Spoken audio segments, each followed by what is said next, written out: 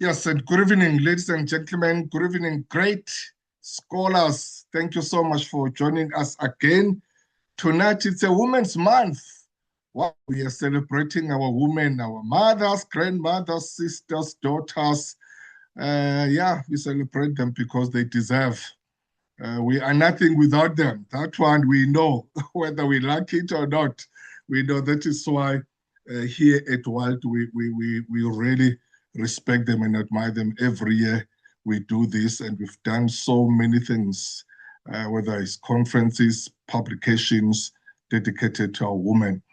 Our moderator tonight, my sister, he has been with the world. I don't know how, as long as I can't remember how long she has been with us. She has moderated our conferences, our seminars, even in this platform. So she's our super moderator. That is my sister, Tebelo Muhema, is the one who's going to lead us tonight with the guest or panelists that are going to empower us. Thank you so much, my sister. Tebelo, over to you. Thank you. Wonderful. Thank you very much, Prof. Majola. Yes, it's been quite a while that we've been in this session. Ladies and gentlemen, I hope you can all hear me. Good evening, good afternoon, good morning from wherever you are in the world, because this is indeed a global leadership platform that we have taken place. We hope those of us that are joining, that all of you that are joining us from the four corners of South Africa, you are warm, so so that you can be able to relax and enjoy tonight's session. As Prof. Majola has said, my name is Tebelo Muhema. I work in the aviation space, but I have also been very close to the work that is being done in the Worldwide Institute of Leadership and Development. And I look forward, ladies and gentlemen, to being the moderator of tonight's session. Tonight's conversation is about the topic, what I have learned as a 21st century feminine leader. For me as a feminine leader, feminine leadership is about leading in a way that feels authentic to who I am, rather than trying to fit into someone else's idea of what leadership should look like. It's about having the confidence to lead authentically, bringing together strength and empathy, courage and vulnerability, ambition and humanity. These leadership conversations that Wild has been facilitating and coordinating, since the days of COVID, have certainly indicated and reminded us that leadership is not about having all the answers. It's about creating space for others, listening, remaining curious, and having the courage to evolve. As female leaders, many of us have learned to navigate rooms that were not necessarily designed with us in mind.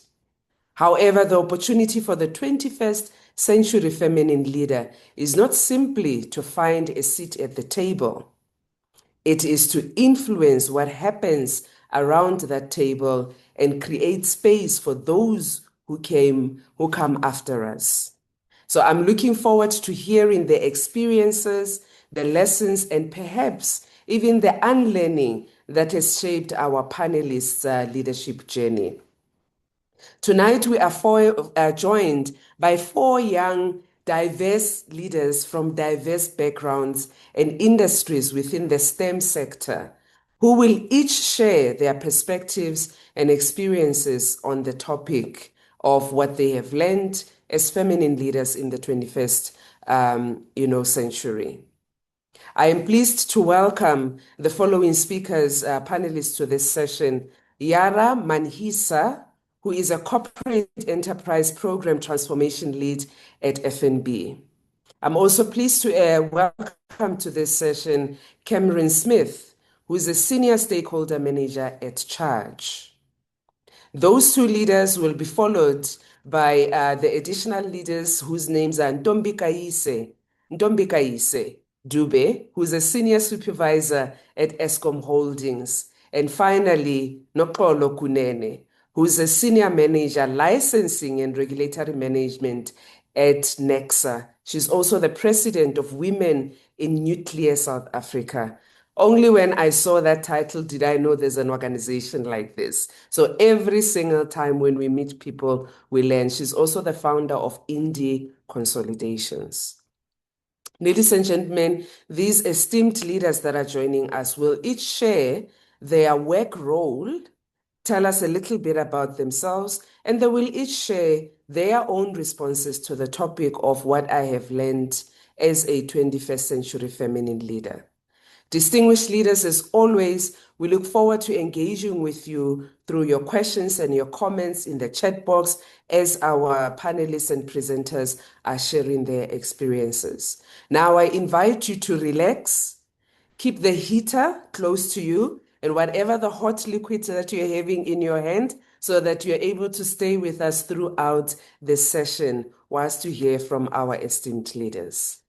Ladies and gentlemen, I am now honored to welcome Yara Manhisa to share with us her lessons that she has learned as a leader in the 21st century. Yara, my dear, over to you.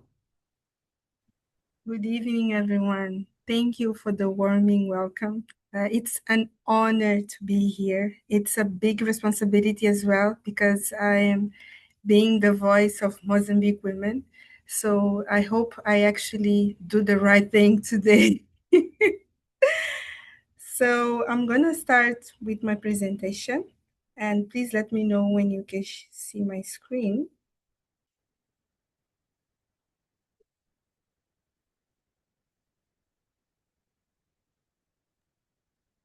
Yes, Yara, we're able to see your screen. Thank you.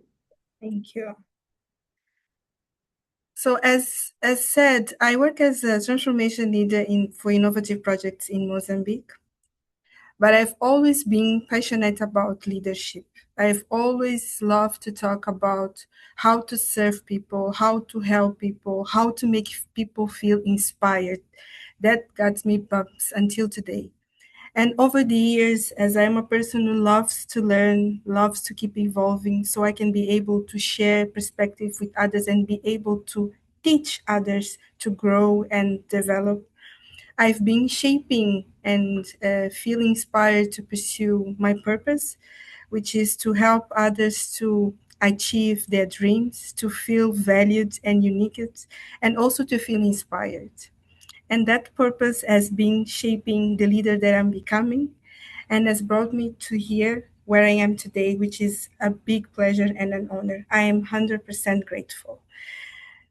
And I wanted to put as a number, 35% of South Africa women represent of people employed in leadership position. And I want us to take a minute and go back to apartheid. During apartheid, Black people, our parents, they fought, they sacrificed a lot. They went through a lot of pain. They had to make choices.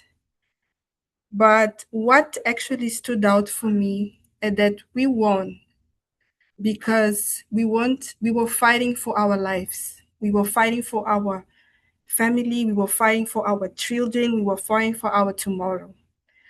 Our fight had a bigger purpose, had a bigger meaning. It was beyond any other people that were not Black people could understand. And that is why when we lead, and that is something that I could understand as a leader, that we need to have a justice cause. We need to have a purpose. We need to give our team a purpose to lead, to follow us. They need to feel the same importance that we do to follow that cause. So they're willing to sacrifice for it. They're willing to stay without their family to deliver a project, for example. They are willing to deny a better offer of job because they believe of what they're doing. We need to continue to have trust. We wouldn't be able to have a victory on apartheid if we didn't trust the leaders that sacrificed for us on that time. We couldn't be able to win. We couldn't be able to have what we have today if we didn't have trust. It's one of the biggest foundations that we must have as leaders. Our team, those that we are responsible for, they need to trust us fully. And it's not about a position, it's not about a role, it's about a service. We are having a responsibility and an honor to serve people, to teach people, to guide them to a bigger purpose. So it's important that around all that work, all the tasks, if you're talking in a corporate world, I have understanding that because of the changes, the challenges, the learnings, the unknown, the vulnerabilities, emotional intelligence, it's crucial, especially when you are leading people, because they need to understand they have someone that they can trust. You need to be able to lead yourself first, to have self-awareness, to understand that in a different team, you have different people, that you have to understand how to lead them, how to communicate with each of them. It's different, it's completely different. And it's a daily and constantly work. Leadership is a muscle. I always used to talk with my team that we never stop studying leadership. It's a continuous learning, it's a continuous work. We must keep learning, we must keep understanding how we become a better leader each day. We need to practice listening, communicating. I am a person who loves to talk in present, for example. So I communicate better when I'm having a conversation next to my colleague or next to my sister. But there are people that actually works better with teams. So we need to understand with those that we are leading, what is the better way. I am managing a project which I have people around Africa, Europe, Asia, and they have different time zones, different languages, different cultures. So can we imagine how challenging it was for me when we first started the project, for me to understand how I can unite all those, to lead them, to make sure that we understand each other, that we create a space where we all understand, where we all respect each other, where we all trust, and we are all clear of why we are there. So it is important to understand that it's not about a specific moment, it's about you having the openness to embrace change, the openness to understand that you need to keep evolving, you need to keep learning, you need to keep teaching. And it's not only having the best certifications, it's not only about master degrees, it's also about a webinar like this we are having now. You giving the time to sit, to listen, to share, to challenge, to understand. And we are living in a world where we have technology moving fast, developing fast. We have AI tools, we have technologies, we have tools that we are not even aware, and there's still a lot of to come. And some of my colleagues another day told me that, Yara, I'm so afraid because I don't know how to use technology. The only AI that I am aware of is ChatGPT. But I've seen my colleagues talking about others, and I'm so afraid maybe I'm not going to be useful for this company anymore. And my answer was like, why you don't go and understand which tool you're talking about and how that tool can help you do your job better, and maybe understand what you need to learn so that tool becomes your teammate. Because this is how we need to see the world. It's not about the world, it's not here to challenge us in a bad way. It's we need to have discomfort to grow. Comfort, it's an enemy. If we don't put ourselves in a discomfort environment, we are not allowing ourselves to grow. We are not giving us the opportunity to be better, to teach others. And one of the first things that I thought when I received this invite, and this is why I leave this for the last minutes, is I want us to think about When we talk about leadership, when we actually achieve that opportunity, and remember, I'm not talking about roles, I'm talking about having the opportunity to be in rooms where it's not easy to be, especially as a woman. Not everyone has the opportunity to be in a room of decision making. So when we are there, when we are able to open up, to raise our voice, to make decisions, to challenge decisions that are making, who are we taking with us? Who are we raising? Who are we open doors for? As long as we grow and we learn and we achieve our goals and we develop, who is coming with us? When we look back, who are we seeing that's actually coming with us? What are we doing today to open doors for those women, for other women, for those that are not having the opportunity to be in this webinar, for example? What are we going to do when you close the red button of this webinar and maybe go for a coffee or dinner with your family? Who are you going to share about what we are discussing today? What are you going to do tomorrow with your team about being a better leader? What you will improve? It's a continuously work. It's a responsibility that we take, that we embrace with love, with emotions. Leadership, it's about emotion. It's something that goes beyond roles. It's something that goes beyond enterprise. It's something that goes beyond anyone else. It comes within us. It's something that comes from us, from the inside of us. It's something that make us wake up every day because we believe that we are doing a better change, not only for ourselves, but for others. So I close this conversation by saying, what is your next step? What are you going to do today for another woman? If you are inspiring someone, how are you the example for that woman? Thank you very much. Wow, Yara, thank you so much for that reminder that it's not just about us, it's about the next generation. And ladies and gentlemen, we swiftly move on to our next speaker, Cameron Smith, who is a senior stakeholder manager at Charge. Kemi, over to you. Thank you, Tibbs. I'm just going to share my screen.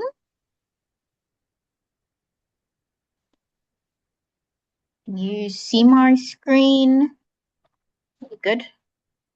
I'm still Yep, in you are absolute good. awe with Yara's questions that she's left us with. So I need to switch gears because that was just absolutely awe-inspiring. Thank you, Awesome. everybody, for having me here. My name is Cameron.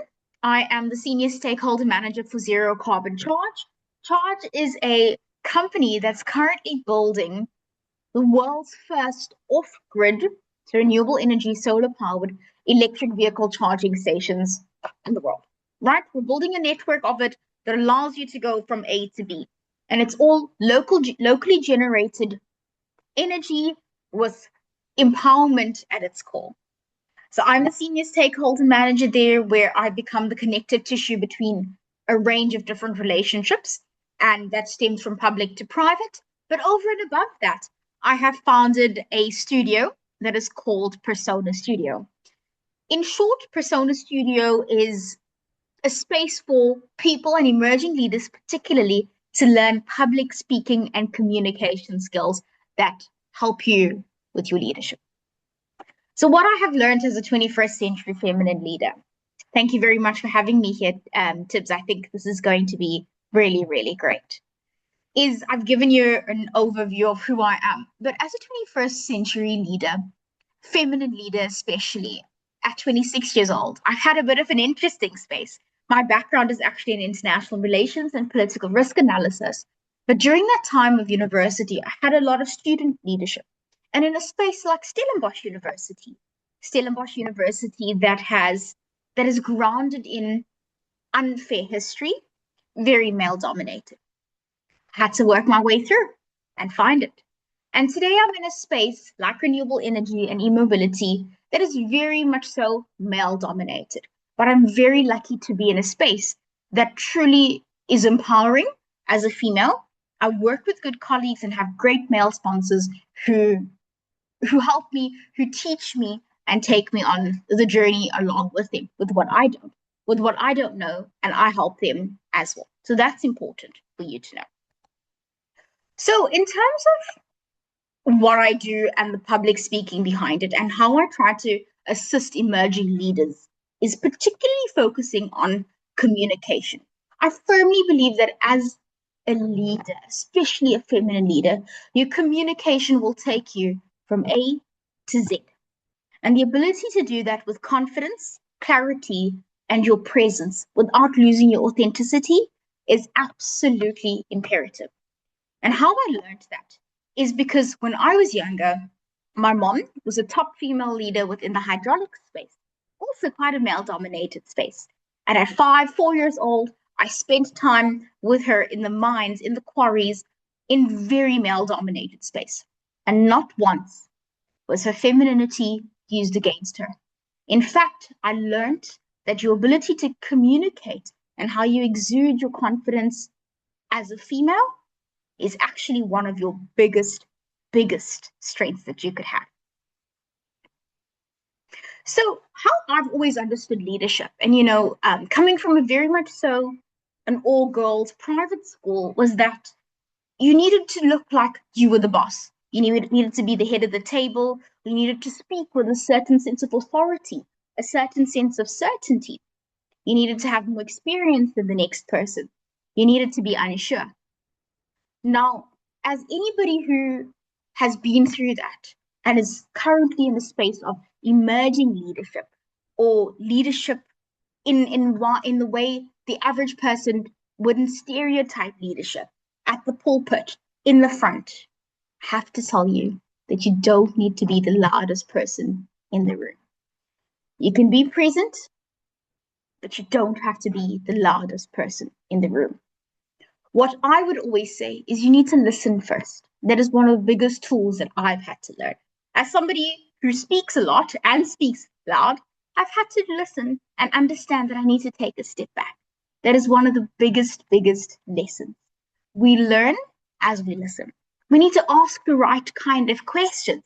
Not ask questions simply because our voice needs to be heard, but because we truly want to add value to a conversation, or we truly want to take on a sense of understanding. That's imperative. Now, how do you use your voice as a leadership tool? I've explained initially clarity, confidence, and credibility. That for me is at the core of being a feminine leader. When you have something to say, and you so often find yourself in spaces, especially when you're a female in STEM, excuse me, you find yourself in spaces where you can't always say what you need to, or you don't understand what you need to say, or perhaps you're unsure about a certain topic, excuse me. But having something to say is only half the job. And then you need to be able to communicate what you're saying and making that understandable. So utilizing your voice as a leadership tool. A lot of people don't have a voice. It's a disability for a lot of people. So the minute you have it, make use of it and understand that it is something that can take you from A to Z. Now, I'm 26 years old, and some people look at me and say, really, in the way you speak and the way you communicate, are you really 26 years old? And I don't often know how to react to something like that. But I've learned to understand that being young is not my leadership deficit. I often spent time in the last 2 to 3 years until recently trying to prove who I am. And that, was I experienced enough? Was I not? In fact, I come from a humanities background. And then to be able to work in the renewable energy and electric vehicle space, on paper, that was a complete pivot. But being young makes you resilient. As a leader, you're able to learn faster. You have a different perspective. You become a sponge. You're able to ask questions without assuming. You have time to do preparation, which is imperative within your leadership space. And you have the ability to prepare quality work that makes you stand out from the rest. So being young is not a leadership deficit. And so often people say, if you're feminine, you can't be authoritative. I firmly believe that femininity and authority can coexist. That's not something that I've always understood or always been able to live out. But again, it comes from, like Yara said, who are the women that you're taking with you? And I've been very lucky to have women from family to friends to co-workers who've taken me with. Because so often you'll find this, you have females within the working space who don't want to take another person with. But the minute you're able to become stronger together, that's when you can actually understand what feminine leadership looks like and learn from people around you.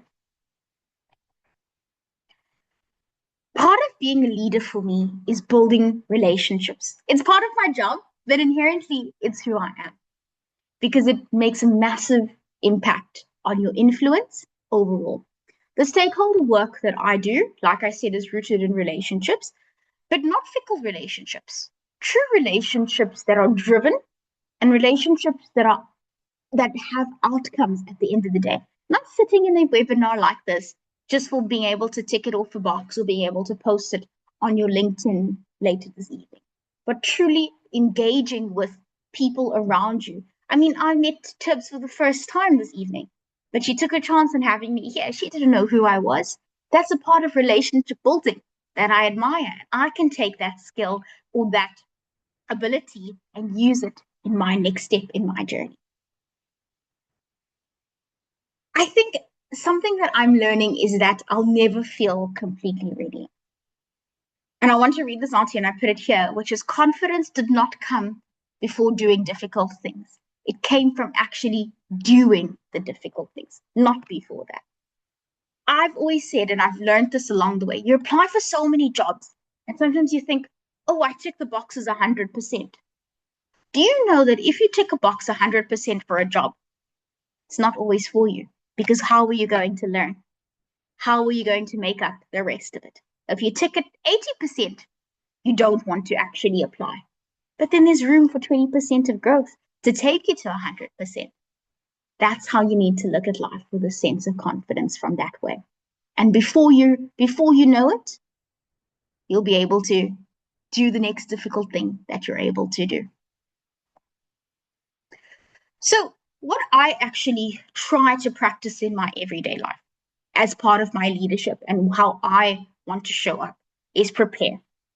When it comes to corporate spaces, you need to know the issue at hand, the people that are around you, and be aware of the outcome that you want.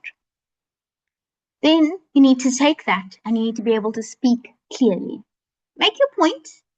Don't make it in a way that could come across as disregarding, but do it in a way that actually gets your point across.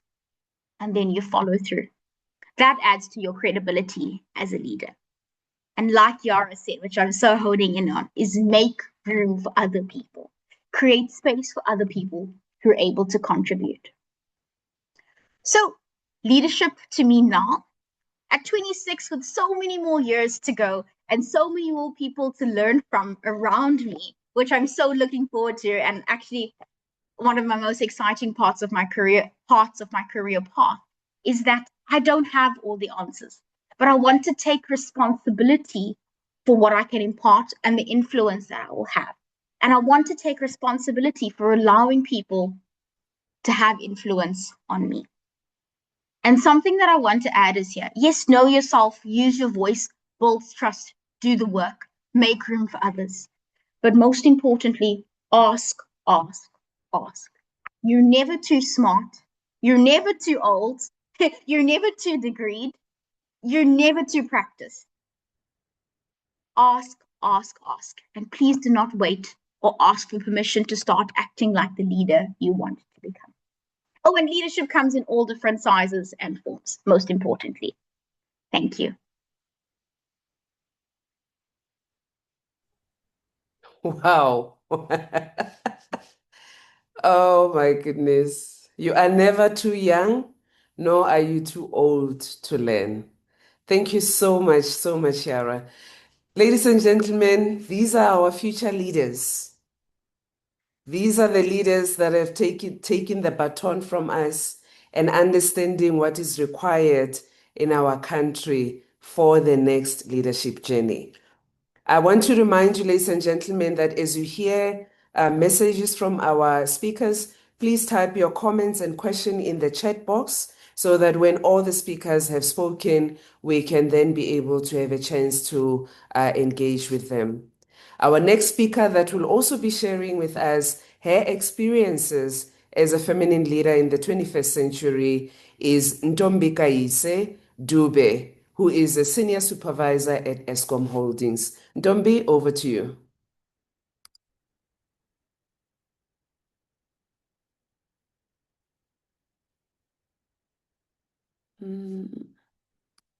Is Ntombi still? There you are. Awesome.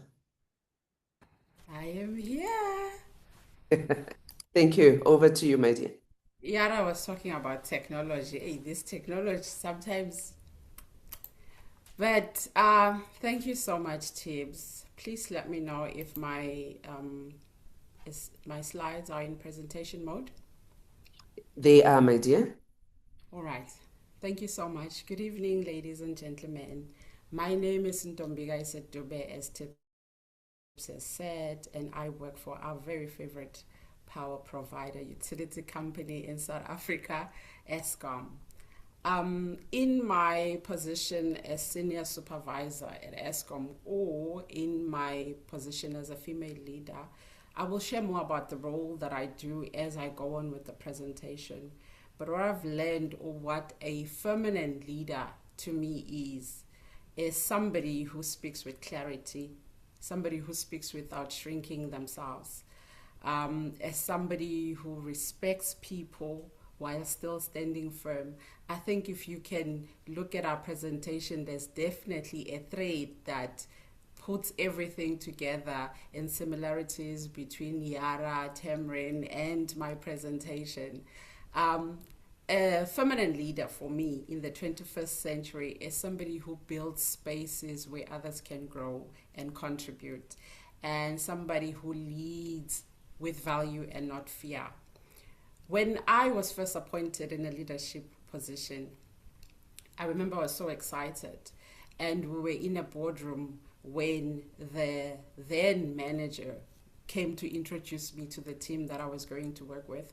And this was a team of 75 employees, of which 70 of them were male colleagues.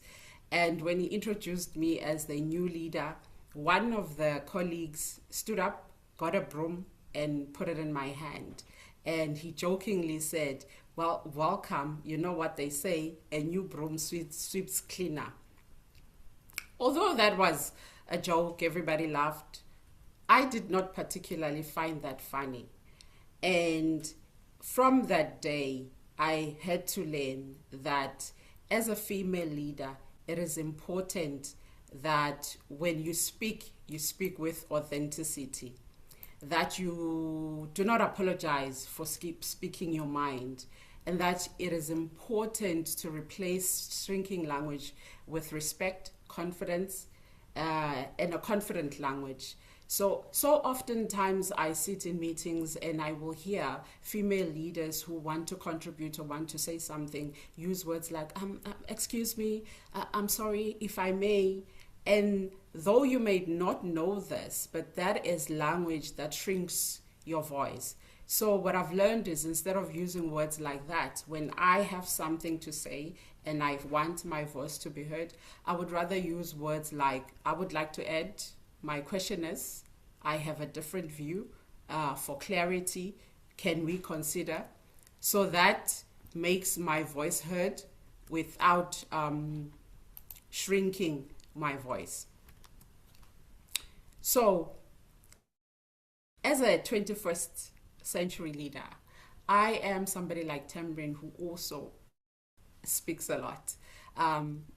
But what I've learned is, as a female, especially in a male-dominated industry, you have to dare to speak and to ask questions. And you might find that the question that you are asking is sitting silently in everybody else's mind. I remember a couple of years ago, our then CEO came to where they have the exco visit, meet the teams. And we're in a room where there was more than 500 people. And I raised my hand and I asked the question, how I want to understand about the salary gaps and the criteria used to select these salary scales in the organization. And I tell you, the room went so quiet, you could almost hear a pin drop. Now, I asked that question because it was something that was in my mind. And this speaks to a topic which we'll speak about another day, which is the salary discrepancies between males and females in the professional space. But yet, many years later, the company decided to implement a strategy where they would correct the salary discrepancies between employees. Now, I'm not saying that they did that because I asked the question, but what I'm saying is that courage may feel uncomfortable in the moment, but it can open the door for necessary conversations. I am a fan of Napoleon Hill. And one of my favorite quotes by him is, "The one who waits for confidence to before they begin never begins. And the one who acts with order discovers that confidence will follow." You've heard Tamrin say, if you wait to feel confident before you start, chances are you will never start. So do not wait as a leader to feel fully confident. Start with disciplined actions, and confidence will grow through your movement. The other thing that I've learned is self-mastery is imperative. It is important, if you are a leader in the 21st century, that you have to have self-mastery. We've heard the saying, you cannot give what you do not have. So know your value before pressure arrives. I used to have a colleague who would always try to question me when we have a meeting, especially in front of other people. And he was not questioning from a point of view of wanting to get information or to know, but from a point of view that says, I know better than you. You do not know what you are doing. And he would always go on, and in a very disrespectful manner. And I had a choice. I could have just let this go, or I could have engaged him in front of the colleagues that he was asking these questions in front of. But I decided to actually call him into my office, and I sat him down and I explained to him how the way he speaks to me, first of all, is not acceptable. Second of all, if he has a point to make, points and suggestions and opinions are always more than welcome for the betterment of the team. And when I tell you, that gentleman, who was well over the age of 50 at the time, broke down in my office and he cried. And he expressed to me that he's apologizing for his behavior. And the reason why he feels the need to speak up is because of issues that he has in other spaces, mainly at home, where his voice is not heard. So as a leader, you have to set boundaries before other people overstep. And you have to always control your response without silencing your truth. And what you allow, you teach. So do not allow disrespect, but you can also speak to people in a corrective manner without diminishing that other person. It is important as a leader in this world of technology, AI, all of this, to give people your attention. You give the attention that you would like others to give you. We all know this. We join a Zoom meeting or we join a Teams meeting and people start doing their laundry or doing other things on the side and their attention is not fully there. But as a leader, when somebody comes into your office and they knock on the door and you say, come in, you have to give the person your attention because you have given them the permission to come and engage you. So it's important to give your attention, the same attention that you would like to receive. Respect does not weaken your accountability, so always be respectful. It is okay and it is possible to disagree without humiliating the next person that you speak to. And remember, the goal is always to correct the issue, to correct the behavior, but to preserve the person. So, we all know the famous quote by Maya Angelou that say, people will forget what you say, they will forget what you did, but they'll never forget how you made them feel.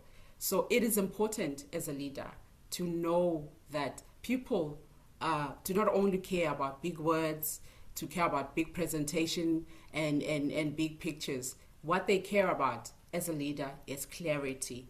People want to know, what is my role? What does it matter? And how do I contribute to the achievement of the bigger picture? So big strategies only work when people understand their role in the big picture. And I always say, if you cannot explain the strategy to a 10-year-old, to a 5-year-old, then it is too complicated. So as a leader, you must always be cognizant of this and always remember to translate strategies that the men on the ground can understand what they are supposed to do. And also, what I've learned as a leader is with what my other colleagues have also said. Encourage people to dream bigger than your own position. We've all been in an organization, or we have seen where the people are no longer not allowed, like in the olden days where there'd be a sign that says you are not allowed here.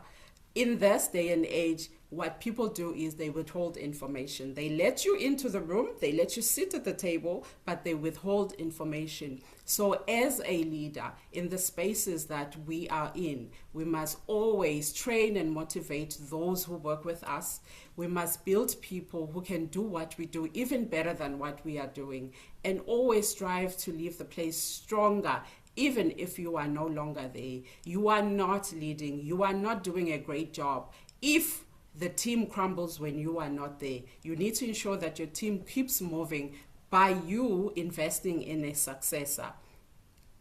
And always give direction. Then remove the obstacle. Empower people to be self-sufficient. We all know of a leader that is micromanaging, that always wants to know, what are you doing? In fact, I saw a meme this afternoon of somebody who put a picture and said, my manager, after sending me an email, 3 seconds later comes to my desk and asks, so did you see my email? So help the team to see itself in the bigger picture, to be self-sufficient, and create an environment where people can contribute with confidence. As a leader, you set this tone, you set the smell for the environment that you work in. And always ask the question, what do you need me to support you with in order for you to achieve the goal? People become proactive when they are empowered and not when they are instructed. So it is important that you show up as your true self. You do not need to sound like someone else to be credible. You do not need to walk, to speak, or to act from fear as a leader. I read a quote that said, fear is a liar. It is the destroyer of dreams than failure ever could. So your lived experiences as part of your leadership strength. Show up as your true self. So often people are afraid to show up as their true selves in the professional spaces because they are afraid that they will not be accepted for being who they are. Authenticity actually invites other people to also show up with honesty. And we all have areas of development. We are forever learning in leadership. And what I always say is it is important to find your tribe. Find people who can supplement your weaknesses and people who can multiply your strength as a leader. So in closing, what I want to leave you with is my very first job in the professional space. I remember we went for training and the moderator or facilitator stood at the corner and he watched us as we walked into the room. And at the time, I was somebody who was, still finding my feet. But years ago, I made a promise to myself to always face the things that I feel that I'm afraid of head on. So one of the decisions that I had made was I will always sit at the front row of any event that I attend, any meeting that I attend, I will always sit at the front. So I sat at the front. And when the facilitator started speaking, he said, very interesting. I noticed that there's only one young lady in front. Why are the rest of you sitting at the back? And in life, people tend to do this. It might not be literally, But we find it so simple to always sit at the back. As a leader today, while we are all sitting in this webinar, I want you to say to yourself, or to make a promise to yourself, to always take the front seat of your life, and to always, always rise. As you rise, to lift others. I think my other colleagues have also said the same thing. So my parting words to you is, speak with courage, lead with discipline, treat people with respect, build successes, serve with humility, show up as your true, authentic self, and do not just show up and lift people by letting them hold the bags or shadow you. In spaces where you have the power to change processes, to allow for others to be where you are, to even surpass where you are, use your voice, use that opportunity. I thank you. Wow, wow, wow, Ntombi. Right to the front seat, not even the middle, but right there in the front. Leaders, we've heard, ne? Encourage people to dream bigger than your role. That's the work that we need to continue to do as leaders. Ladies and gentlemen, our last panel member who will also be sharing with us her experiences, her name is Noxolo Kunene. As indicated earlier, she's a senior manager at NEXA, the licensing and regulatory. She's the senior manager for licensing and regulatory management at NEXA. She's also the president of Women in Nuclear South Africa and the founder of Indie Consolidations. Noxolo, over to you.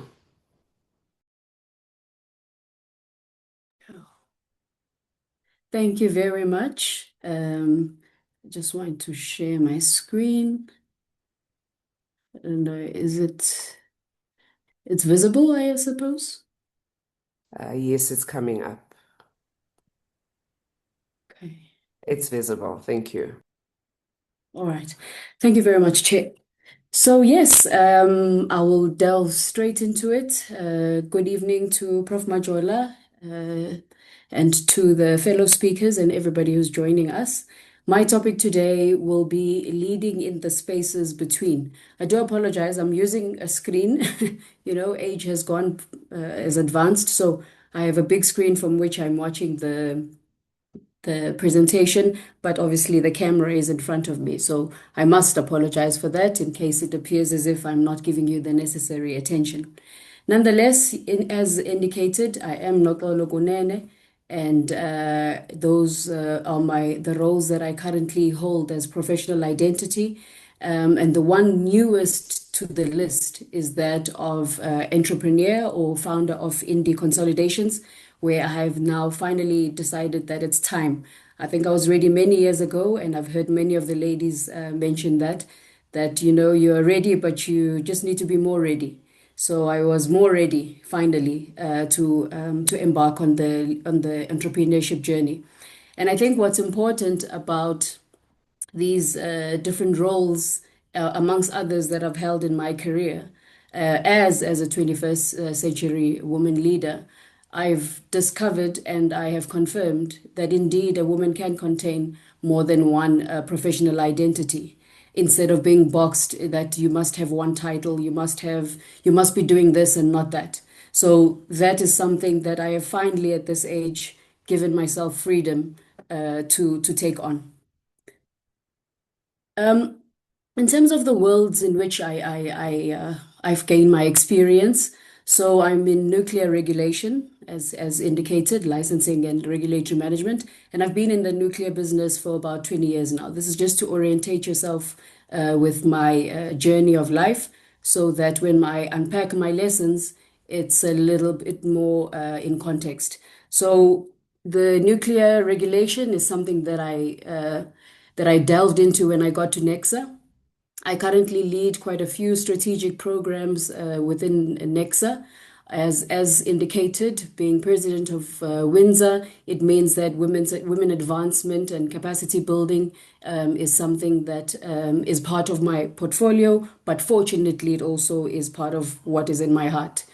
And then finally, entrepreneurship and social impact, as I've already introduced earlier. The one that maybe I had debated whether to include is that last bullet of the worlds I live in. Being a parent, being a partner, being a leader, and Mrs. sometimes... Noxie, apologies. We are only seeing the first slide. Are you If you not could seeing? just put it into presentation mode and then we can see the next one. We're still seeing the title slide. Thank you. Oh, it is a presentation mode on my side. And now? It's still just showing as the slides. Okay, maybe if But it's maybe we can move through the slides. We were still only seeing the title slide earlier. Thank you. You may continue. Okay, I might need then to change if you allow me, I'll just change the network in which I am. Okay, but nonetheless, I'm hoping it's going to catch up. Okay, so as I was saying, I don't know what you can see now, but I'm changing my network. Can you still see? Yes, we can see. We're still on the slide, The Worlds in Which I Lead, slide number 3. Thank you. Okay, I think I've lost them completely now.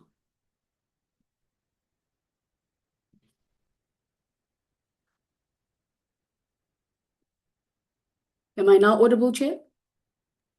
You are? Okay, and you can see the slide? We're still seeing slide number 3. Thank you. Okay, number 3 is the one I was on.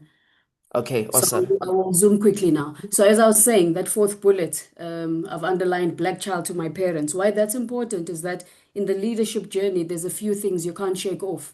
When you get to work, you want to call people Uncle so-and-so and Mr. so-and-so because that is the culture. But I mean, it's not confined to being black. I think it's just a society thing. So to my parents, that tends to influence then how I lead in my spaces. But I think all of these worlds have shaped a few lessons that I want to share today. The 4 of them being the fact that, the space between responsibility and recognition, which is what I'm going to talk to, the space between urgency and readiness, and the fact that sometimes you have to, translate worlds, which is what I have found is my keen area of where I work as a leader. And then finally, to emphasize what has been said, that representation must produce access, you must be and capability and opportunity for others. So on to the next slide. Can you confirm that you're on slide 4 with me?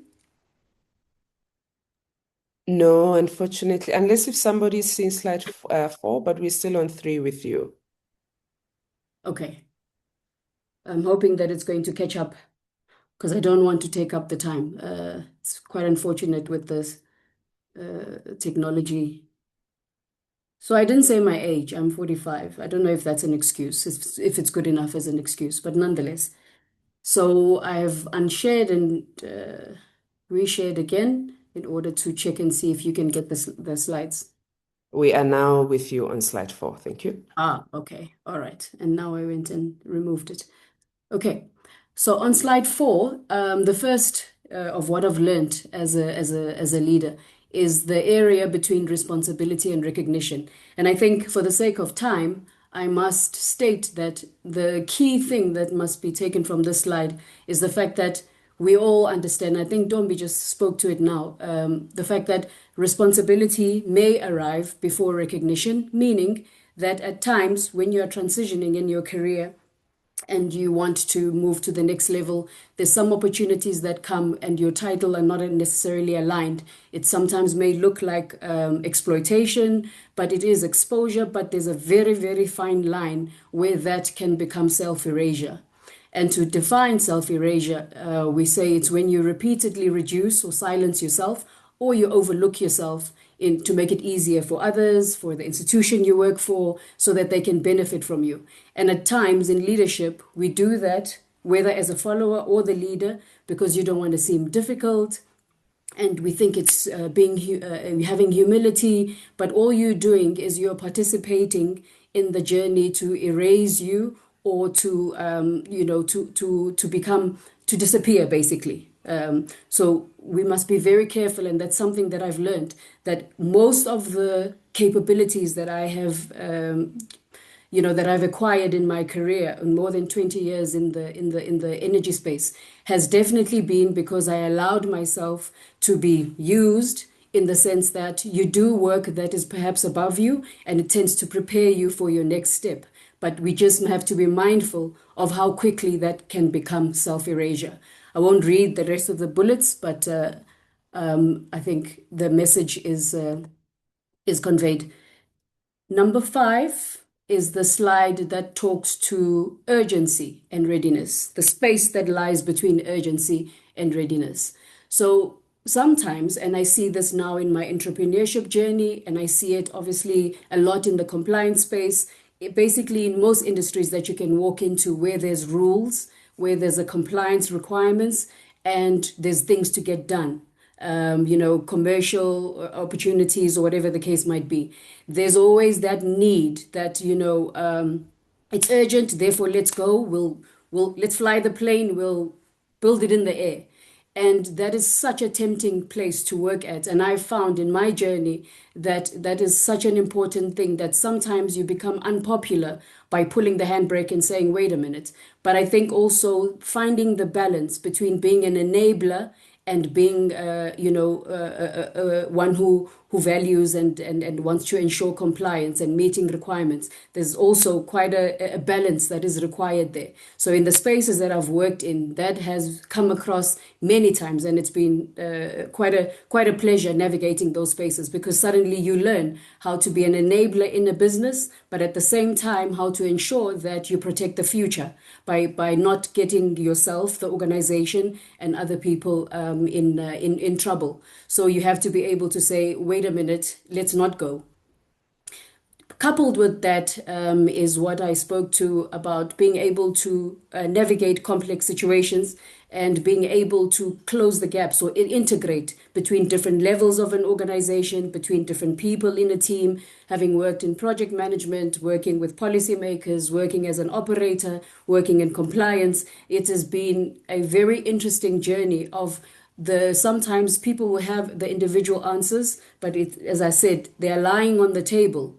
But because no one is tying them together, you find that the solution is just not coming. Everything looks attractive, but not quite right, until you are able to just pull it together. And sometimes that is you or another person. But I think it's been valuable in leadership that that becomes such a helpful feature to have as a leader, to open up your mind and be able to integrate different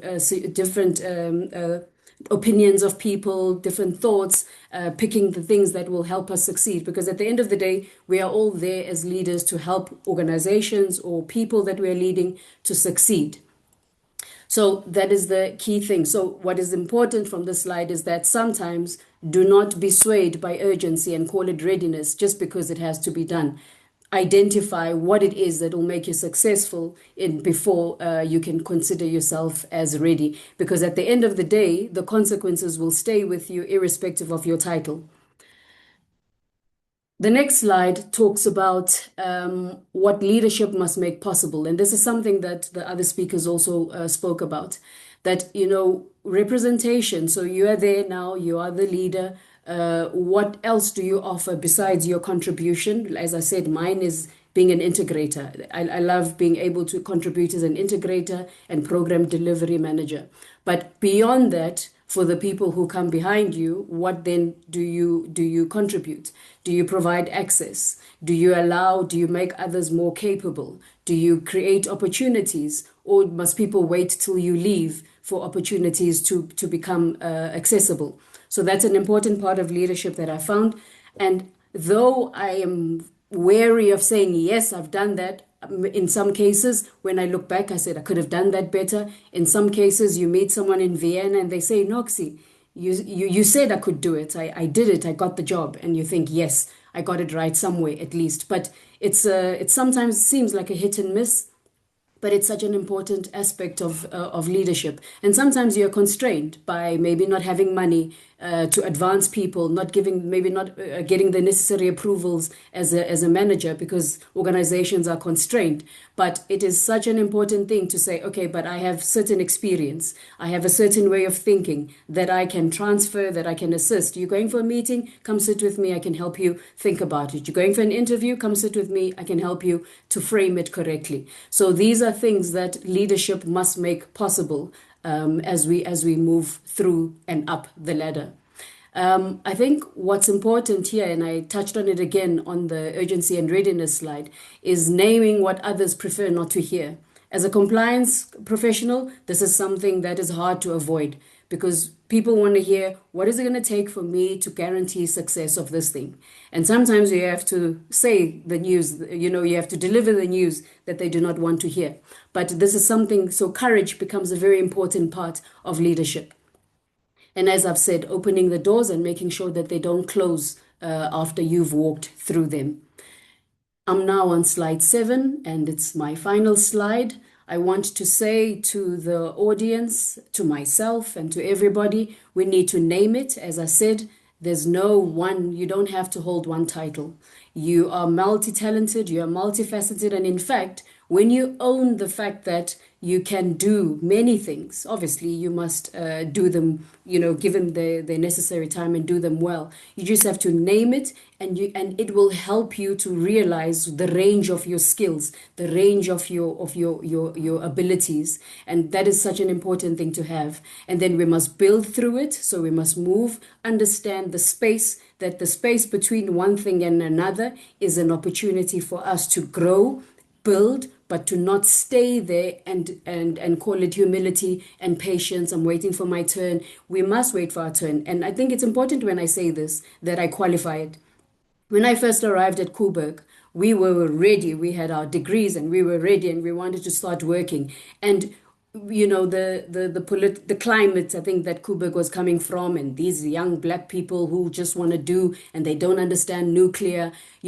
After 5 years in the organization, I sort of understood the sensitivity of dealing with that kind of technology, the ramifications of getting things wrong. So there is a balance that we must always find when we get into spaces, that some environments require some kind of tenor, not because you're being held back, but simply because you just need to get someone to help you through them. But there's a period to that. We cannot learn the same thing for 20 years. So I think I'm not going to define and say it must be 5 years or it must be 20 years, but it certainly should not be 20 years, especially if you know where you're going.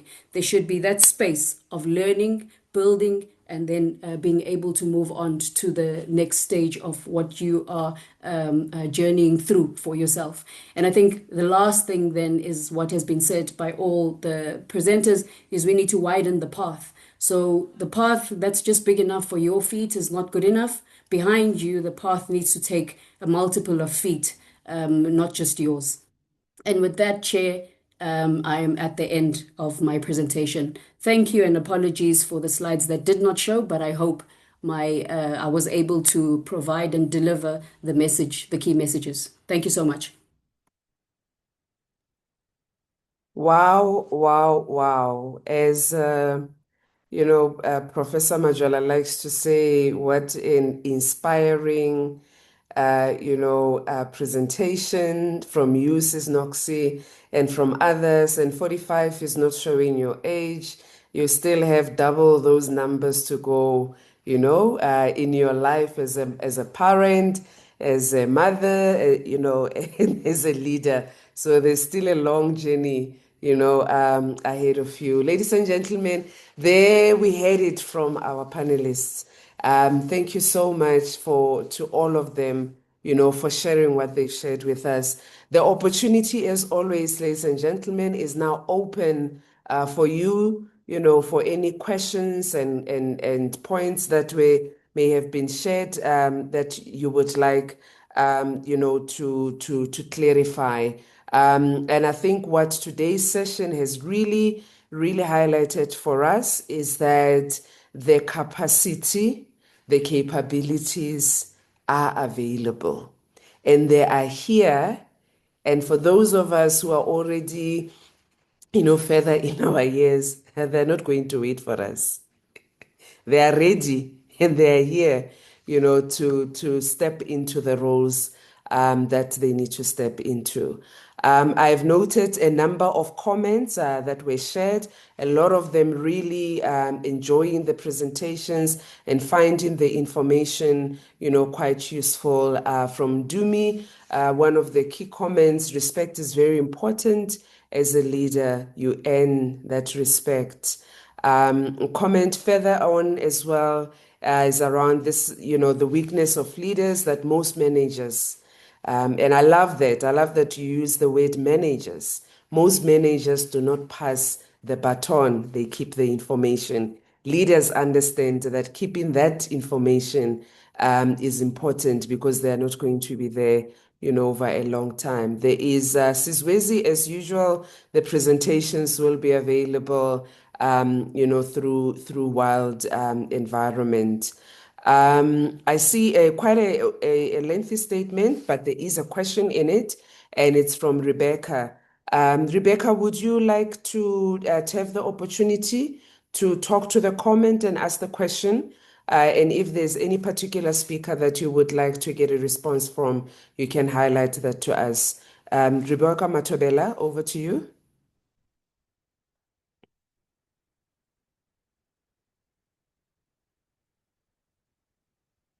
Rebecca, they said you must show up. You need to show up as a leader. But let me, if I don't see Rebecca out on here, let me see. Ntombi, I love how you spoke about being a woman in a historically male-dominated environment, and so on. I'm trying to get to the question because I'd like to give the other people in the audience an opportunity to engage with our panelists. Challenge the status quo, influence decisions without having to compromise who they are. So maybe in terms of assisting, the question to all our panelists, just give us one.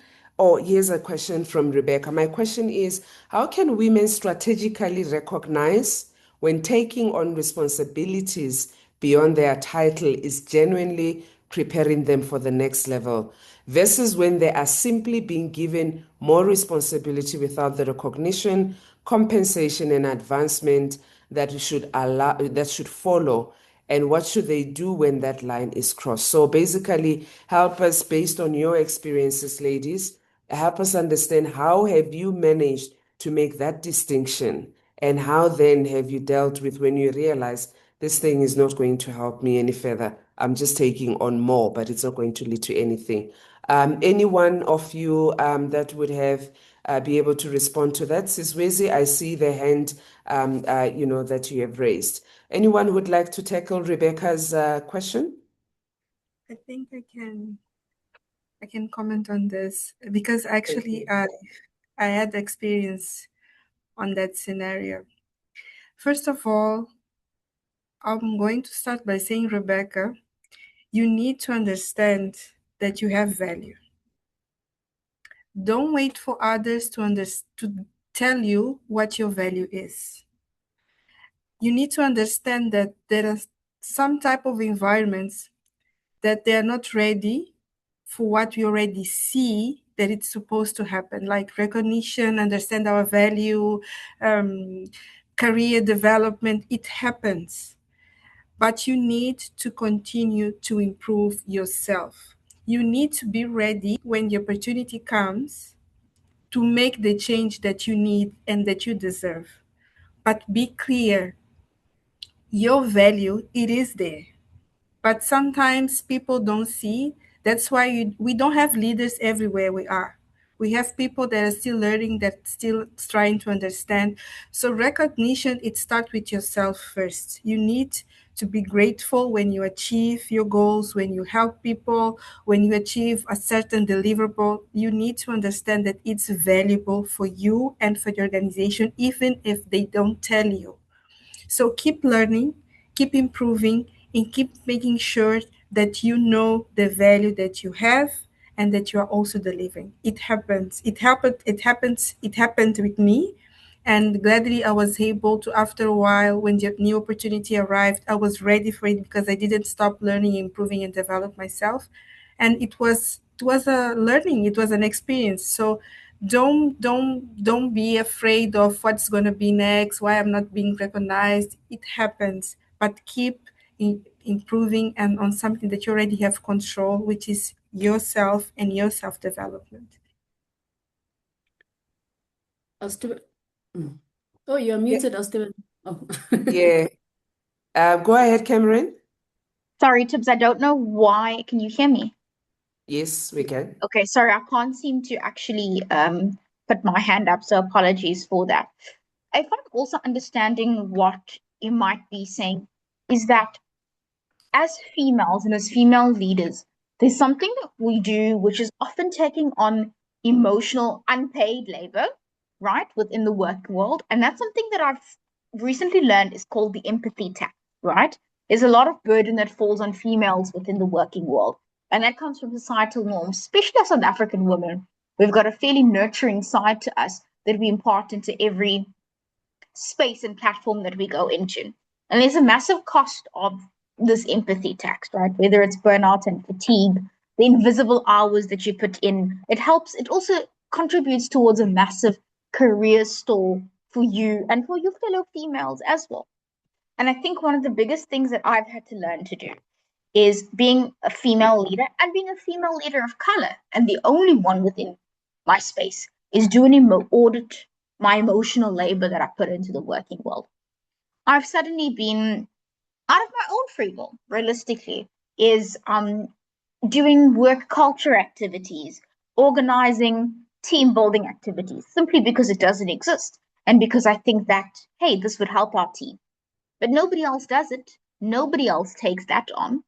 I need to sit with, and perhaps a lot of us need to do this, is sit with our emotional labor that we put into the working world that doesn't get compensated, that doesn't get rewarded, and audit it and say, what of which is contributing towards me being a better person, contributing towards, to an extent, strategically showcasing work that you add a bit more, but also how am I showing up authentically without being harsh or cold-hearted and still being the kind person that you are.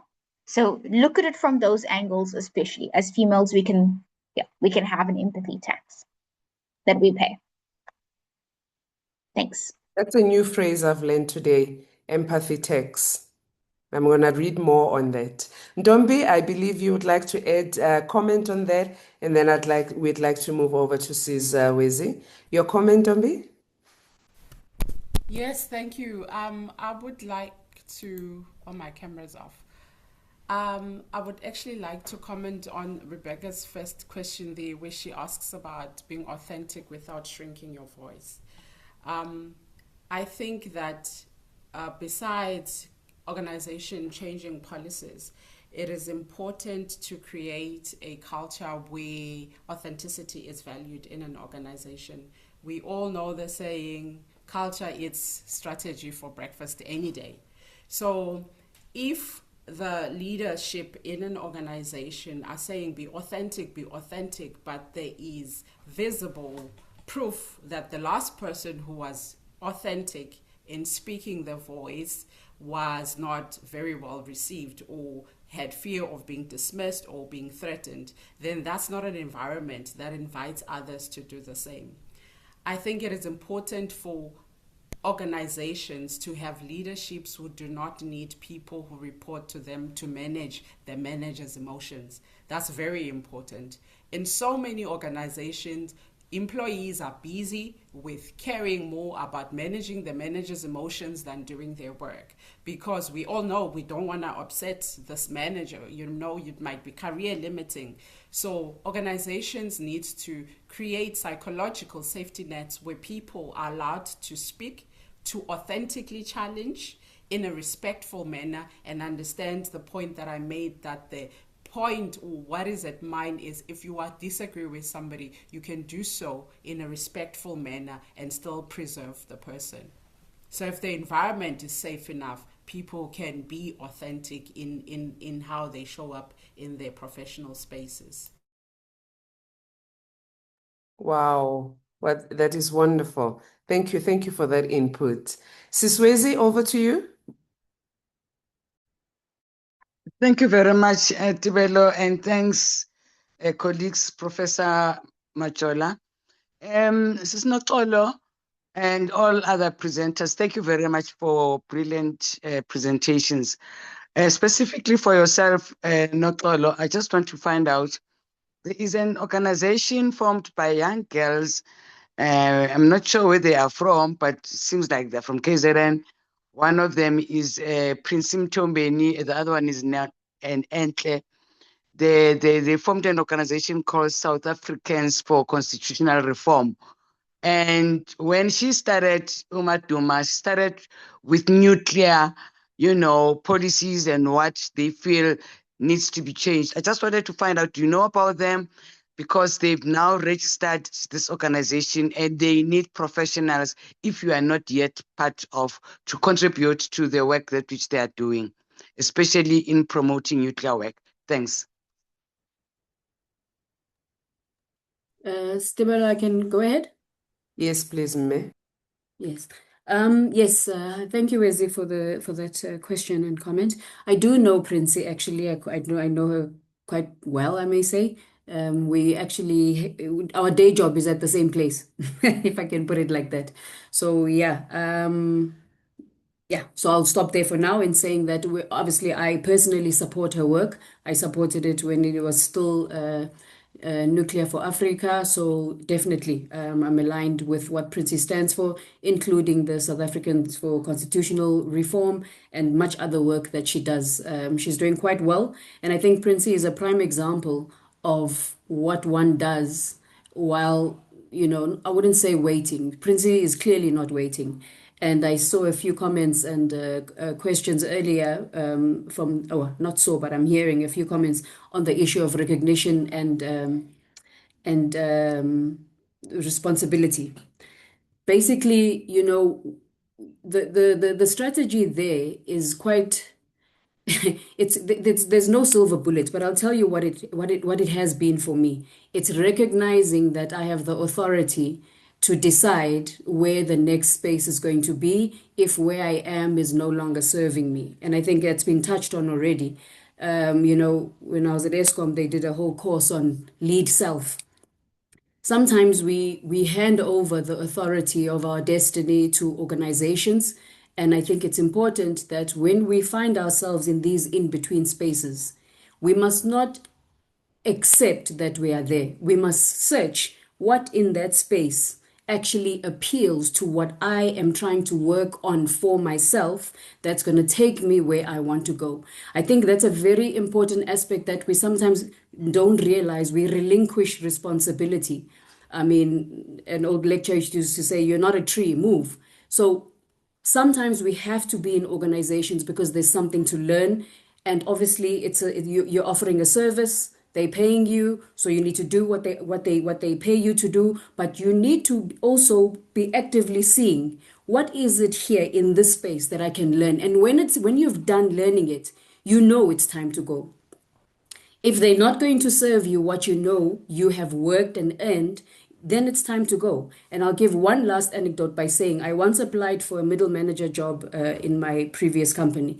And the recruiting senior manager at that time said to me, you were a good candidate for the job, but the only problem was that I had not seen you yet lead a people of this number. I've seen you with a smaller number, but not a big number.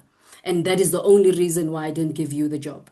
Now, what do you do in that instance? Because what if you don't get the opportunity to lead a bigger number? But what I took from that was I have the competence, I have what it takes. I can look now to where I need to go next in line with my plan for myself.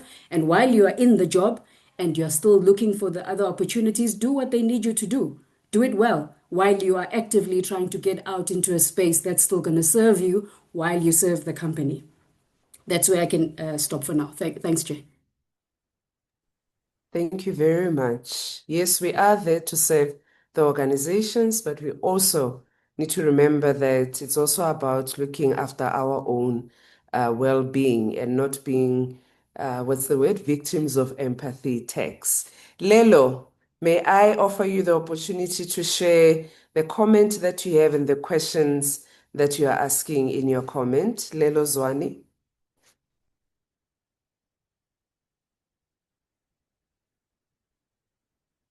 Is Lelo here? Okay, maybe then let me just highlight that question. Sometimes self-erasure is reinforced by organizational culture rather than the individual behavior. What are the practical strategies that one can use to navigate and change the environment or the status quo, if that is what you want to do at that moment? Any of the panel members who would like to take a stab at that question? Hello. Yebo, I see. We hear you, Yara. We don't need to change for bigger people, for big team. We can change with people near us. The change doesn't need to start with a bigger team. And yes, it is important to challenge the status quo because sometimes, if not all of or most of the times, people are afraid of change, not because they don't want to change, but because they are not clear of what they change means to their lives, what that means. So it is important to challenge the status quo, but when we do that, we need to be clear. All of the panelists talk about clarity, and clarity, it's not only when we lead, but it's important when we have any discussion, any change that we want to do. So it's important to give clarity to people. Don't stop challenging the status quo. It is important that you question, that you challenge, and no one should have a problem with that. Anyone that wants to be a good leader loves to be challenged and also challenge others, because this is how we grow, this is how we improve. And if you want to change an environment that you have 100% sure, and what give you assurance at how your team feels, how your team it's open, how your team come to you and ask for support, for help. This is how you actually see if the environment is safe or not. You can start changing with the people around you. Don't try to change all the organization. You get frustrated because there are policies, there are governance that are above yourself, out of your control. But you can definitely change what it's around you. But doing the values that we have talked about, respecting people, helping people raise, open doors for others. So this is what you can do around people near you. Thank you, Yara. Ntombi? I want to first add on to what Noxi said. I think in the 21st century, we live in the world where everything is so fast that, and there's this talk of, me first, putting myself first. I want us to just take a step back and just be practical in a realistic manner to say that if you are in a professional environment, you are there, first of all, because you want to learn something. Number two, because you have something to contribute. So when it comes to changing the status quo or influencing change in an environment, you need to understand what systems are in this environment that I would like to change, that are not working. And you need to understand these systems, because you cannot change what you do not understand. The next question I would ask myself is, what credibility do I need to build in order for me to have the influence that I need to change the environment that I want to change? Once you understand that question, then you can start small. What are the small wins that you need to do? For example, I have a friend who works in an environment where the manager will call each person every hour of every day. And as soon as the manager calls, you have to drop whatever you're doing and answer the phone. And for her to change that environment where everybody knows you must answer, she decided to just implement simply that when the manager calls and I'm busy with something else, I will not answer the phone. What I will do instead is when I'm done, I will call the person back and say, I apologize, but I was in another meeting. Is it something that you needed me to assist you with? When you are consistent in your actions, you are teaching people how to treat you and how to act around you. And it is those small steps that you do that inevitably lead to a bigger change. So it might start like people say, Ntombi is difficult. You know, she's a drama queen, she's this. But with your consistent actions, you are still aligning people and teaching them, this is how you deal with me, this is how you act around me, and this is what I want to change. Thank you. Thank you so much for that, Ntombi. And just a reminder to our panelists, when you speak, please keep your camera on. I know you're not doing laundry in the background, ne? You are here. And what you shared, Ntombi, just leads me then to Dr. Manhisa's comment. Doc, may I offer you the opportunity to comment and ask your question? Yes, thank you very much, Tebelo. Great insights, excellent insights from the speaker. I am deeply encouraged with the two young ones. I'm not saying I'm not encouraged by Sis Noxi, but the two young ones, they are so encouraging to me to find, such excellent leaders, at their age. I'm comparing myself to their age. I was not as eloquent, as they are, when I was at that age. Big ups, to what all the speakers have said. Now, because we are speaking about leadership, and my comment precisely says we are, at a stage in a period where, where young girls, graduates, they believe that for me to make an influence, in the world of work, I must ground myself with educational qualifications. And others enter the job market with your honors, your masters, and PhDs.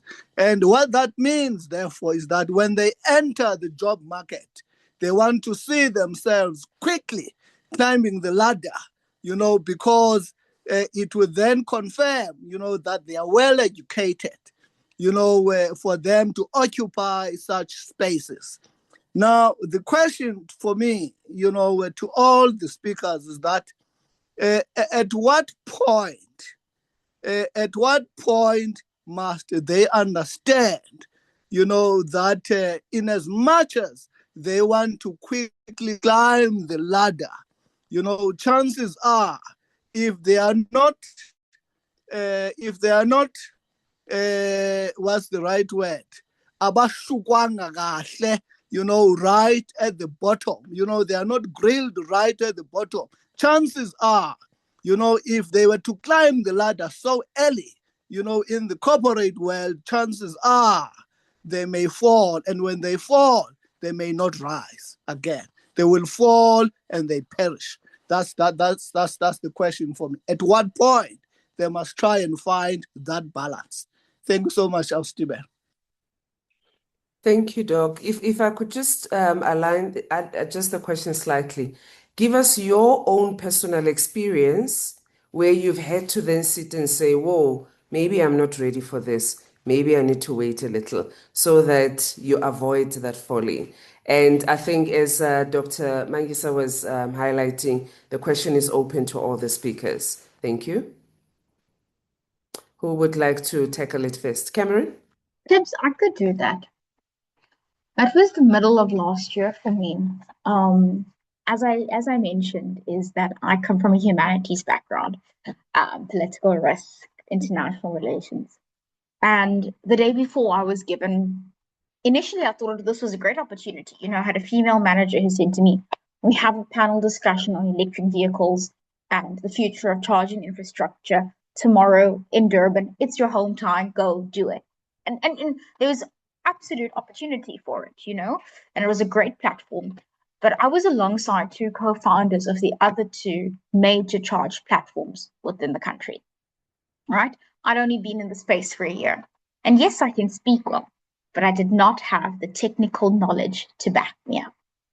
I actually had to restrain in my seat and say, I cannot handle this conversation. And it was a really difficult thing to do. But that's the point when you put pride aside and you take those moments to listen. Because then I had to sit on a stage with two people alongside me, chip, and actually take in what they had to say and acknowledge. I think a lot of that comes down to that's your sense of self, right? Which is a sense of self of having self-awareness. If you don't have self-awareness and introspection, you wouldn't know when to sit back and actually say, hey, I'm not ready for this, and somebody else can take the reins.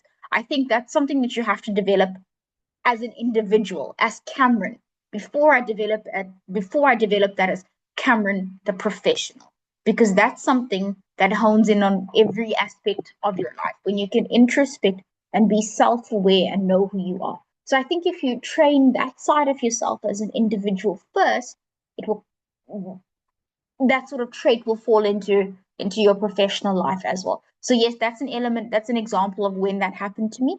But just to say that if it ever does happen to you, you need to train that self-awareness muscle and resilience muscle and the introspection muscle so that you know how to utilize it and when to utilize it.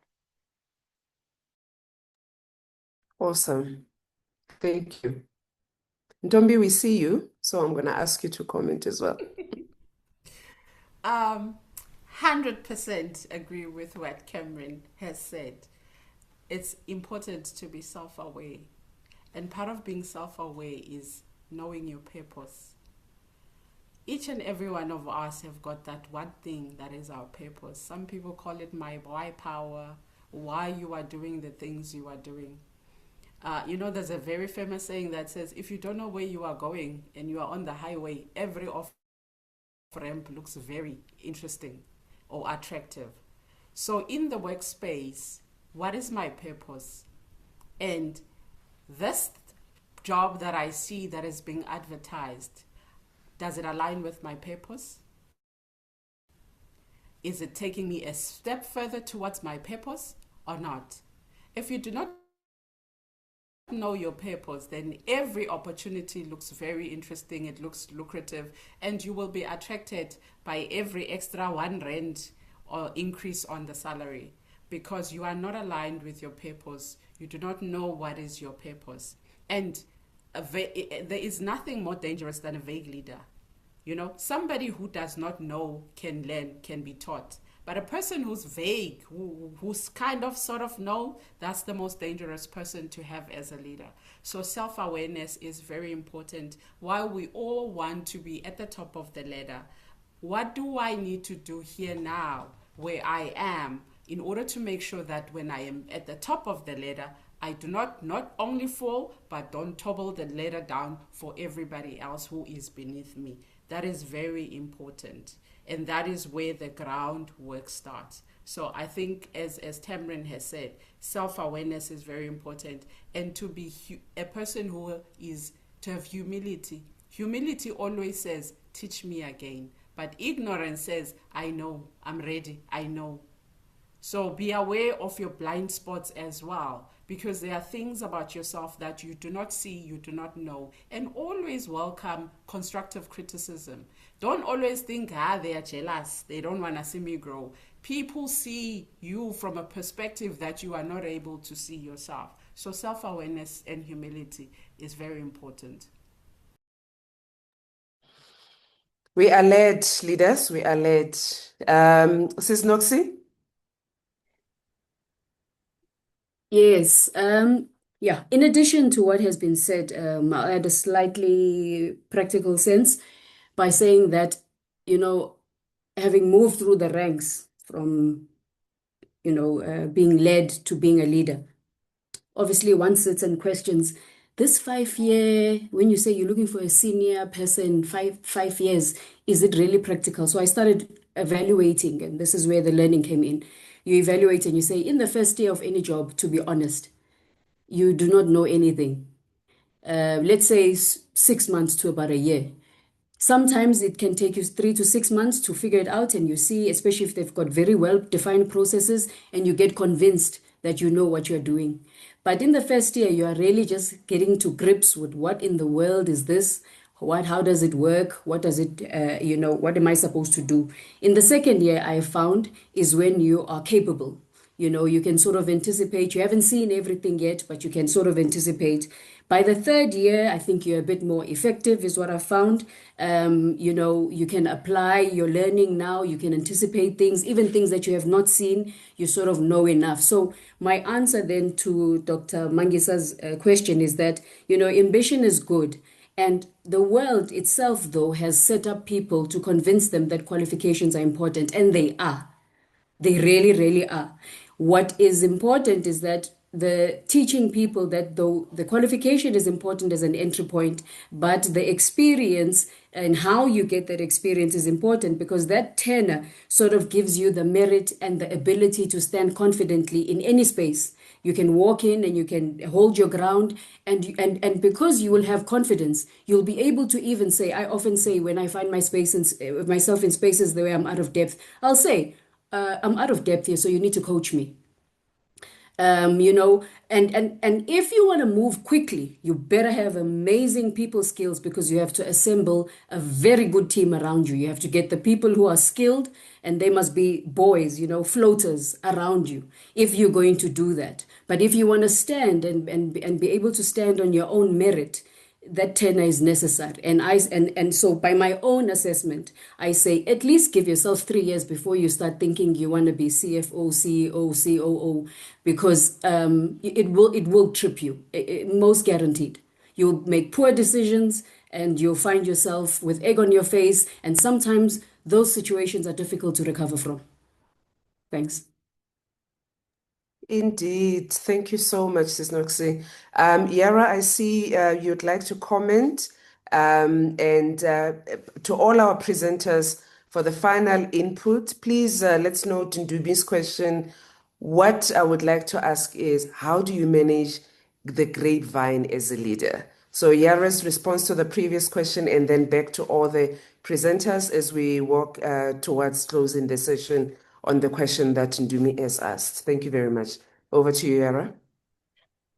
Thank you, Tebelo. My colleagues almost said everything, but what I wanted to say is that I've always feel fear when a new challenge in my career was put in front of me. And I'm going to share with you a moment of my life when I was proposed. I had an invite to join the company I work today, which is F&B. And I didn't have any experience with English. I love the language, but I didn't have any experience in corporate level, network, anything. So I start talking English when I start working on F&B. And my first task when I start was managing an enterprise program of almost 5 projects with more than 35 million budget. So I need to talk with teams, broad Africa, C-level, and remember, I didn't have experience with English.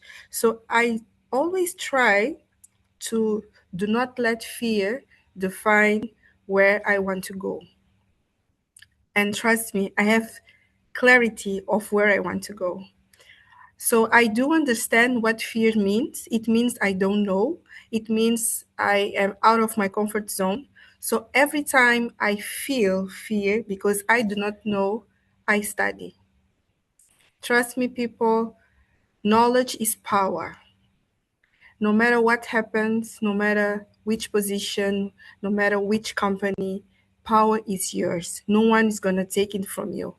It's your own asset. It's your biggest power that you can have. So I always learn. When something new comes to me and I'm not aware, I feel the fear, I go and learn. I don't have any problem asking and saying, Tebelo, I don't know this. Can you please teach me? I only have time after work. Yeah, it's fine. I work for me because I know I need to learn. It's not only because I want to deliver the corporate or the job work. I want to feel comfortable and I want to give my team the confidence that we can do this. So it starts with me. So this is how I actually run these challenges moments, learning and developing, and the fear that I've always, even when I started this webinar, I was with fear. But because I trained, I was confident that I was capable to deliver the message that I wanted to deliver. So train and capacity yourself so you don't feel the fear, or you don't let the fear actually decide and define what you want. And how well you did, Yara. Thank you so much. So final question to all. Let's stay with you, Yara, on that last question. How do you manage the grapevine as a leader? How do I manage the grapevine? So what's said in the corridors, what everybody is saying, but it's not written, but it's said, you know? I'm going to be honest. I don't listen to what people say is in corridors. You know why? Because if it's something good to me, people will come to me and tell me. I love feedback. I think it's something very important that help us grow. So if I don't know what exactly it's why he was saying, and many people are talking about things, and trust me, corporate, it's day by day you hear people talking about things. Sometimes they don't know me, Tebelo. They don't know me. They only see me maybe 10 minutes in a session, 20 minutes in another session. They don't know me. So if they actually want something for me to improve, and I'm always open to it, you will come to me as a professional. You will come to me as a mature person and say, Yara, on that session and that scenario, you did this. It's wrong because it caused this. You need to change, and this is how I'm proposing you to do. So I don't work and I don't lead myself with something that is not clear. If something I'm doing that is not right, come to me, let's discuss about it. Otherwise I'll get lost, because it's a lot of people will talk about so many things, and sometimes they don't have the clarity that you have. So you have something to tell me, let's discuss. I'm open to discuss, to listen to you and improve where I need to improve, because I know that I don't know everything. This is how I lead this, honestly talking. Wonderful. Wonderful. Thank you. Cameron, how do you deal with grapevine as a leader?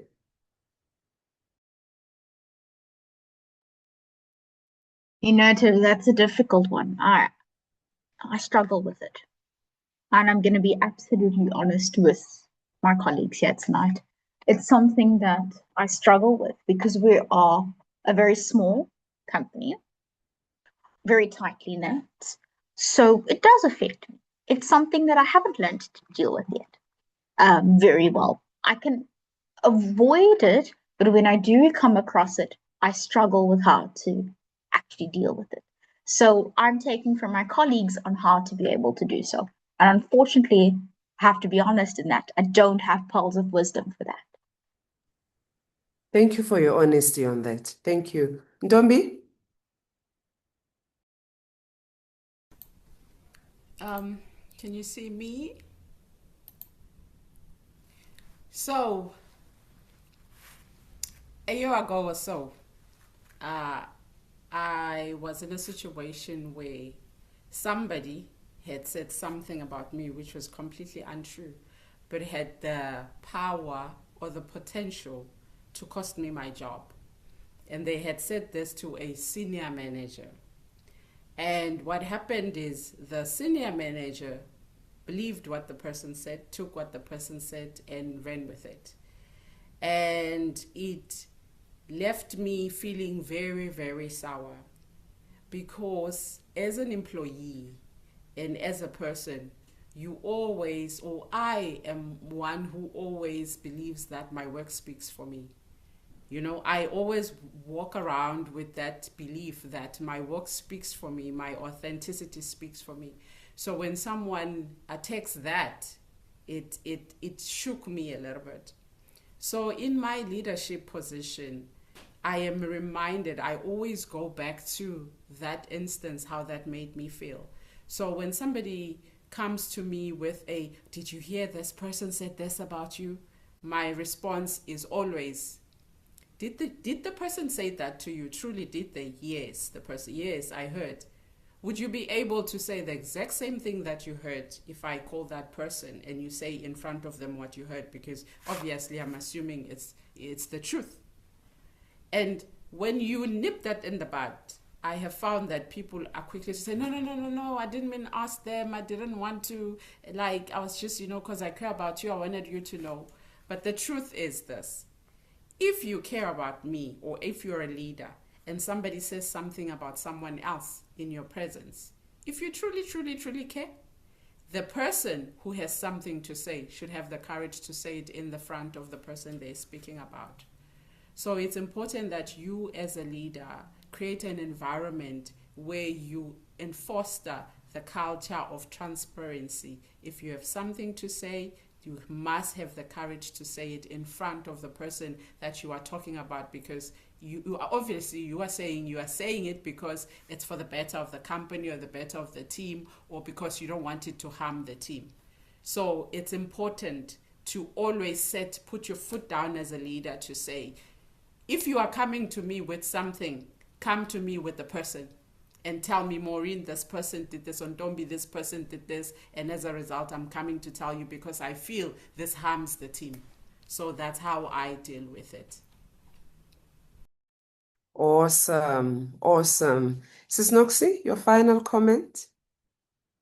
Yeah, for me, I think I echo what Ntombi is saying. Same thing. In fact, it becomes even a guiding rail for me because sometimes, in management, yes, things can happen and you find yourself really just, wanting to vent. And then quickly that thing comes to say that if you will not be able to say it to that person, then you cannot say it now, because then it's not a good thing to say. Keep it for home. Go vent to your family. So yeah, that becomes the guiding rail for me. If you can't repeat it, please don't say it to me. The worst is if maybe it's a person, I don't know, of power. You just go, seriously. And that becomes the end of your contribution. Nothing more than that. Thanks. Serious.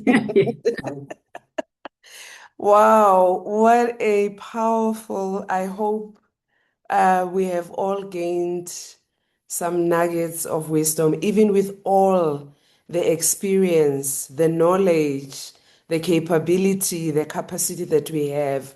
This again just reminded us there is still so much that we can learn, and the younger generation is here and they are ready to learn and they are ready to teach. I think the biggest lesson for me out of today, or biggest message, that really came through, is that these young leaders that have shared their experiences did that by knowing that there were leaders who were there earlier in our lives that led to where this country is at. We are the current leaders that are going to be handing over the baton to these young ones that we've had today. And hopefully we leave them with the right baton and the right message. My final comment really goes back to what I shared earlier around the fact that leadership is about influencing what happens around the table and creating space for those who come after us. Ladies and gentlemen, thank you so much for your time, for your engagement today, and a wonderful, wonderful congratulations to all our panel members today. Prof. Mazwe Majola, over to you. Thank you very much, Sis Tebelo. Thanks a lot. My Professor Zide, can you briefly thank the speakers, and then we close after that, please. My Professor. Well, thank you very much, my professor and colleagues. And I think I will just have to echo the sentiments which were expressed by the previous speakers, that indeed the presentations were awesome. And we want to thank all the presenters for their well-prepared and well-presented presentations. To all of them, Yara, Carmen, Ntombi, and Noxie, well done to say there is hope for South Africa, that in you this country will indeed finally be in good hands. Thank you ever so much, and back to you, my professor. Thank you. Thank you, my professor. Ladies and gentlemen, indeed, what a powerful session. Thank you so much. As we always say in this platform, we are not short of leaders in South Africa. We actually have leaders. And then in this platform, that's what we always do, unleashing the leaders that we have. Thank you so much, Sister Tebelo, with your panelists. Thank you so much. What an insightful and informative presentations and session. We really learned a lot. And please do join us again. We meet every Wednesdays so that you can also listen to other people. So encourage my sister, Dr. Mavis Mazura is here tonight. She was our speaker last week. And as I always say, 90% of our participants, even those who are asking you questions, are our past speakers. So it's a platform where peers empower other peers, or peers speak to other peers. You speak, you listen to others, and that's how we've grown in this platform. And we continue growing. We meet every Wednesdays, same time, same place, same login details. We'll be here again next week. So thank you so much. Ladies and gentlemen, before we close, can we please appreciate our speakers as we always do? There's an icon down there, it says react. Find something there that you can press that will just show some appreciation. All of you, please do. I can see that others have not done it. Please do. We appreciate our speakers. We thank them. We've learned a lot tonight. Thank you so much for you. And then we're looking forward to see you again next week, where we'll sit and listen to others and ask questions as others have been doing to you today. Thank you so much. The session is adjourned now until next week, Wednesday. May God bless you abundantly, and may God bless Africa, our beautiful continent. Kosi Sigalele Africa. Thank you and goodbye. Bye until we meet next week. Bye. Thanks. Bye, Bye. everyone. Bye-bye. Thank you. Bye-bye. Goodbye.